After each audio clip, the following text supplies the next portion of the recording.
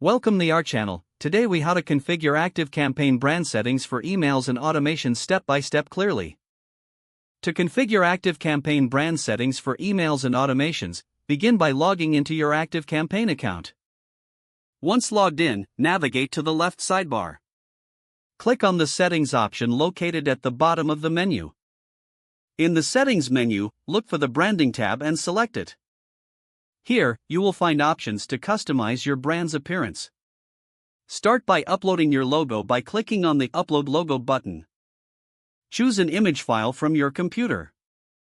Ensure the logo is clear and adheres to the recommended size for optimal display. Next, fill in your brand name in the designated field. This name will appear on your emails and landing pages. You can also customize the default email address. This email address is where your contacts will reply. Make sure it is an address that is regularly monitored. Next, upload a favicon for your brand. The small icon appears in the Browser tab when your emails are opened. Afterward, set your brand colors. Choose primary and secondary colors that align with your branding. These colors will be used in email templates and automations. Next, add your social media links. This allows your audience to connect with you on various platforms. Enter the URLs for your social media profiles in the designated fields.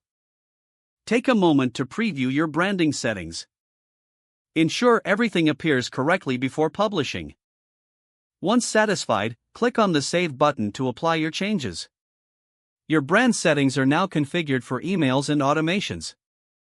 You can always return to this section to make adjustments as needed. Review your emails and automations to see your new branding in action. If the page does not load, refresh the browser or try again in a private or incognito window. Don't forget to like this video and subscribe to our channel for more step-by-step tech guides.